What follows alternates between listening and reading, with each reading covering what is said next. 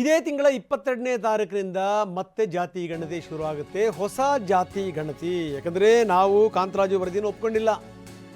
ಖುದ್ದು CM ಈ ಮಾತನ್ನು ಹೇಳಿದ್ದಾರೆ. ಸೆಪ್ಟೆಂಬರ್ 22ನೇ ತಾರೀಕಿನಿಂದ ಅಕ್ಟೋಬರ್ 7ರ ತನಕ ಸಮೀಕ್ಷೆ ಮಾಡ್ತೀವಿ, ಹೊಸದಾಗಿ ಜಾತಿ ಗಣತಿ ಮಾಡ್ತೀವಿ. ಬೆಂಗಳೂರಿನಲ್ಲಿ ಸಿದ್ದರಾಮಯ್ಯ ಮಾತಾಡಿದ್ದಾರೆ, ಗೃಹ ಕಚೇರಿ ಕೃಷ್ಣದಲ್ಲಿ ಮಾತಾಡಿದ್ದಾರೆ. ಮಧುಸೂದನ್ ನಾಯಕ್ ಅವರ ಅಧ್ಯಕ್ಷತೆಯಲ್ಲಿ ಸಮೀಕ್ಷೆ ಮಾಡಲಾಗುತ್ತೆ. ಆಯೋಗದಲ್ಲಿ ಅಧ್ಯಕ್ಷರಿರ್ತಾರೆ, 5 ಜನ ಸದಸ್ಯರಿರ್ತಾರೆ. ಸರ್ವೆ ಮಾಡುವಂಥವ್ರಿಗೆ ವೇತನ ಕೊಡ್ತೀವಿ. 325 ಕೋಟಿ ರೂಪಾಯಿ ಖರ್ಚು. ತಾತ್ಕಾಲಿಕವಾಗಿ 420 ಕೋಟಿ ರೂಪಾಯಿ ಹಣವನ್ನು ಕೊಡ್ತೀವಿ. ಡಿಸೆಂಬರ್ ಒಳಗಡೆಗೆ ಇವರು ಸಮೀಕ್ಷೆ ಮಾಡಿ ವರದಿ ಕೊಡಬೇಕು. ಡಿಸೆಂಬರ್ ಒಳಗಡೆಗೆ ಸಾಧ್ಯನಾ ಇದು? ಇದಾಗಲೇ ಅಕ್ಟೋಬರ್, ಇದು ಸೆಪ್ಟೆಂಬರಿಂದ ಶುರುವಾಗುತ್ತೆ.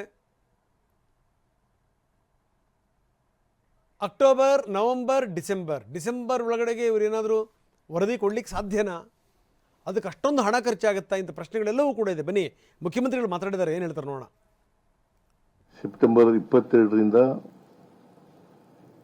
ಸರ್ವೆ ಪ್ರಾರಂಭ ಆಗುತ್ತೆ, ಸಮೀಕ್ಷೆ. ಮತ್ತೆ 7ನೇ ತಾರೀಕಿನವರೆಗೆ ನಡೀತದೆ. ವರದಿಯನ್ನ ಡಿಸೆಂಬರ್ ಒಳಗಡೆ ಕೊಡಬೇಕು.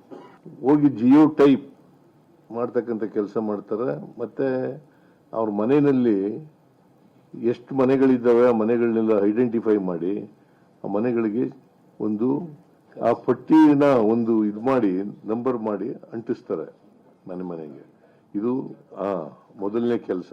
ಸುಮಾರು 2 ಕೋಟಿ ಮನೆಗೂ ಕೂಡ ಅಂಟಿಸ್ತಕ್ಕಂಥ ಕೆಲಸನ ಮಾಡ್ತಾರೆ. ಈಗ ಇವತ್ತಿನವರಿಗೆ 1,55,00,000 ಮನೆಗಳಿಗೆ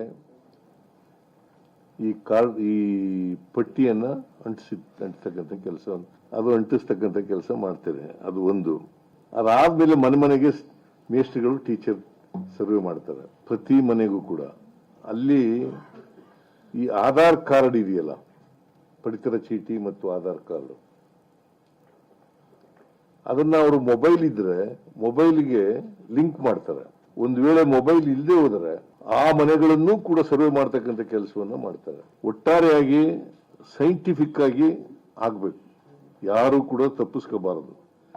ನನ್ನ ಮನವಿ ಏನಪ್ಪಾ ಅಂತಂದ್ರೆ, ಇದರಲ್ಲಿ ಪ್ರತಿಯೊಬ್ಬರು ಕೂಡ ಪಾಲ್ಗೊಳ್ಬೇಕು ಅಂತಕ್ಕಂಥದ್ದು ಮನವಿ. ಜಾತಿ ಗಣತಿಯನ್ನ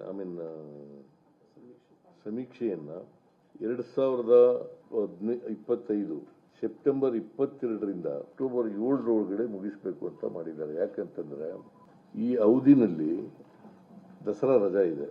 22ಕ್ಕೆ ಉದ್ಘಾಟನೆ ಆಗ್ತದೆ ದಸರಾ, 2ನೇ ತಾರೀಕಿಗೆ ಜಂಬೂ ಸವಾರಿ ಮುಗೀತದೆ. ಟೀಚರ್ಸ್ಗಳನ್ನ ನಾವು ಉಪಯೋಗಿಸ್ಕೊಂಡು ಸರ್ವೆಗೆ ಅವ್ರಿಗೆ ಜವಾಬ್ದಾರಿಯನ್ನು ಕೊಡಬೇಕು. ರಜಾ ಇರೋದ್ರಿಂದ ಸರ್ಕಾರಿ ಶಾಲೆಯಲ್ಲಿ ಇರ್ತಕ್ಕಂಥ ಟೀಚರ್ಸ್ಗಳು 1,75,000